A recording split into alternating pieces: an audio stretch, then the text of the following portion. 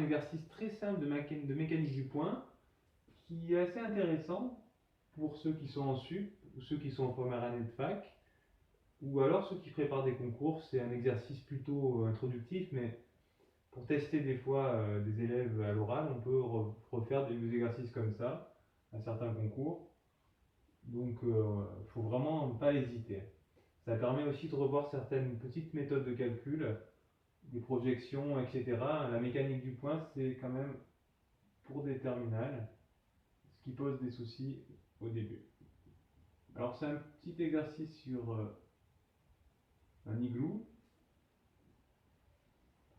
Donc vous avez ici un igloo avec un palais, un ponctuel ici qui glisse sans frottement.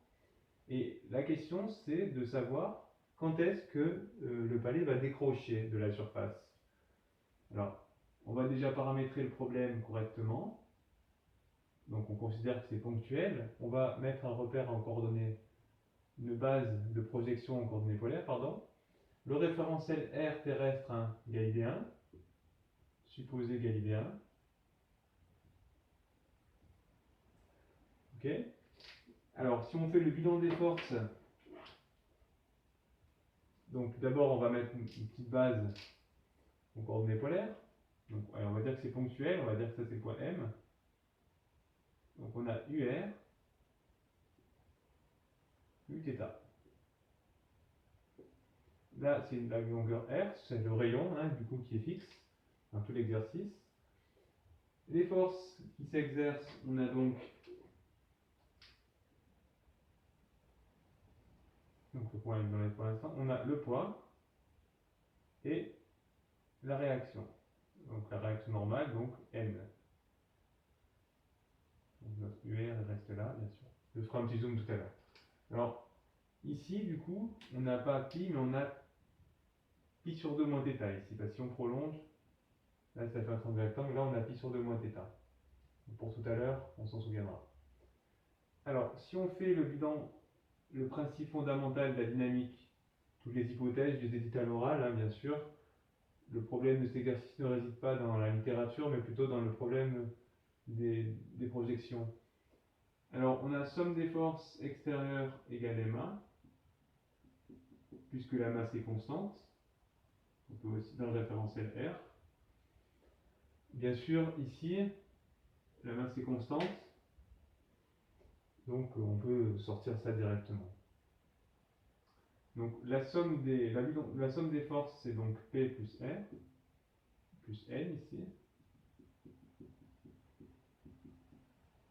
Alors, ce serait intéressant de les projeter sur UR Uθ. Donc N, c'est facile, N, il est déjà sur UR, si on suppose que N est positif. Par contre, le poids, pour le projeter, alors ici, si on fait un zoom, alors sur UR, donc il y a une coordonnée selon moins UR qui est là, et aussi une coordonnée selon moins Uθ qui est ici. Donc c'est sur moins UR et moins Uθ. Donc moins UR, moins Uθ. Maintenant, sur UR, c'est P fois cosinus, puisque c'est ici.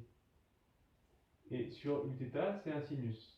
Donc c'est un cosinus de pi sur 2 moins θ. Parce que ici on a pi, enfin ici on a θ, pardon. Là on a pi sur 2, donc là on a pi sur 2 moins θ.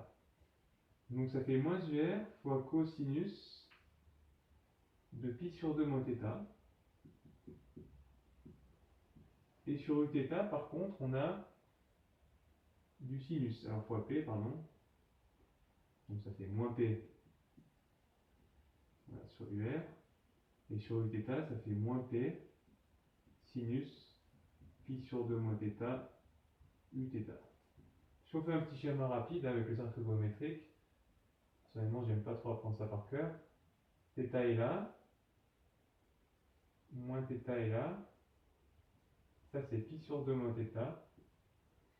Donc, on voit bien que cosinus de pi sur 2 moins θ, c'est-à-dire ça, c'est égal à sinus θ. Donc ça fait sinus θ. Donc ça fait moins mg sinus θ sur UR. Mais par contre, sinus de pi sur 2 moins θ, c'est là, c'est égal au cosinus de θ. Donc là, ça fait moins mg cos θ uθ. Donc là, on a approché le poids, donc on est tranquille. Ce qui est le plus facile à faire finalement, c'est l'accélération. Dans la base polaire, on sait que OM est égal à R UR. La vitesse, c'est donc la dérivée de OM dans le référentiel R. C'est donc égal, alors R est constant ici.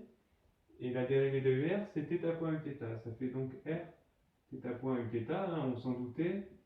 C'est la vitesse d'un point en rotation. Θ point, c'est la vitesse angulaire, donc c'est R oméga, et les tangents, c'est donc uθ. Si on veut l'accélération, on dérive la vitesse, ça fait dv sur dt dans R. R est constant, donc on dérive ce produit-là, ça fait R θ point point uθ, et la dérivée de uθ, c'est moins θ point UR. Donc moins R θ point carré UR. Donc là, j'ai l'accélération. Si j'applique le principe fondamental de la dynamique, en organisant tout ça, je vais obtenir donc sur UR, bon, je vais tout écrire tant qu'à faire, ça va faire moins mr θ point carré UR plus mr θ point point uθ qui est égal à donc n, hein, sous sur UR on a n moins mg sinus θ moins mg cos θ sur uθ. Donc maintenant il suffit juste d'organiser un petit peu ça.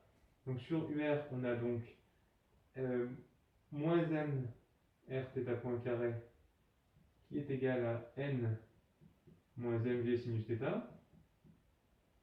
Et sur uθ, on a donc mr θ point point qui est égal à moins mg cos θ. Alors, on va exprimer n d'abord et on va après utiliser la condition n égale 0 pour trouver le θ correspondant. Alors, ce qu'on peut faire, c'est θ est une fonction du temps, attention, hein, c'est multiplié par θ point ici, chacun des membres. Donc c'est un truc qu'on fait souvent, ça, je simplifie par m. On a donc r θ point point θ point. Ça aussi une petite technique qui est intéressante dans cet exercice. Moins g, alors ceux qui ne sont pas mauvais, ça leur paraît simple, il n'y a pas de souci, mais pour ceux qui débutent, ça peut être intéressant. Alors là, c'est comme si on avait u cos u fois u prime. Donc ça fait moins sin u la primitive. Et là, c'est pareil, c'est si on fait un changement d'arabe, qu'on pose θ point égale v, ça fait v prime. Donc ici, je simplifie hein, pour un. Voilà, je prends une primitive, ça nous donne donc r θ point carré sur 2 est égal à, je m'adresse à différents publics, hein, c'est égal à g sinus θ, pardon, moins g sinus θ. Si je dérive sinus θ, ça fait cos θ point, plus une constante. Alors comment est-ce qu'on détermine la constante? Eh bien, si on considère que la condition initiale c'était θ qui est égal à pi sur 2, et qu'on considère que la vitesse initiale était nulle, ça veut dire que θ point, c'est-à-dire que θ point est égal à 0 à l'instant initial. Et vu que la vitesse est r θ point. Donc, on peut dire que pour θ égale pi sur 2, θ point égale 0, donc on a donc la condition initiale qui nous donne 0, donc θ point égale 0, égale moins g sinus pi sur 2, c'est-à-dire sinus 1, c'est-à-dire 1, plus c. On a donc c égale g.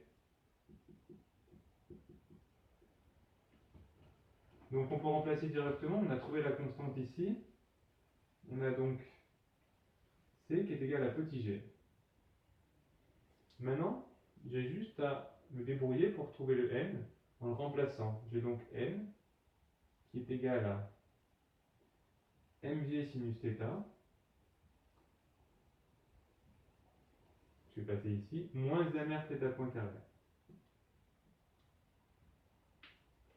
Donc j'ai le r θ point carré, il est là, donc je peux l'exprimer maintenant.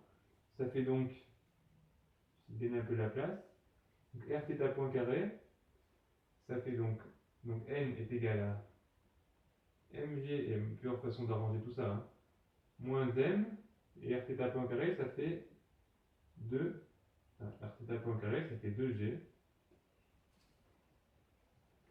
J'arrange un peu ça. Facteur de 1 moins sin θ. Ça fait g facteur de 1 moins sin θ. Et donc je peux trouver facilement que c'est égal à...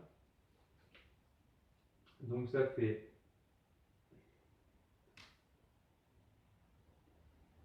mg sinus θ plus 2mg sinus θ, donc ça fait 3mg sinus θ.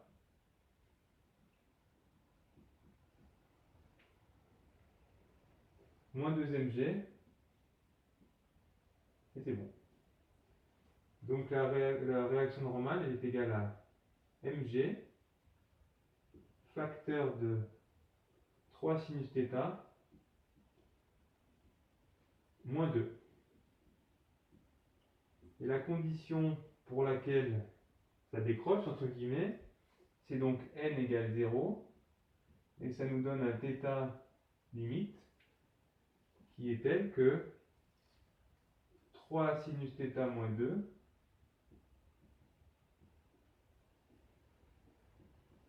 égale 0, donc ça nous donne un sinus θ limite qui est égal à 2 tiers. Donc là on a trouvé. Voilà, donc après le reste c'est... On peut calculer facilement. L'idée c'est d'arriver à refaire tout ce petit raisonnement, projeter, et ensuite il y a des petites astuces, hein, comme ici prendre une primitive et réinjecter les choses. C'est un exercice qu'il faut refaire qui est assez intéressant pour beaucoup de monde.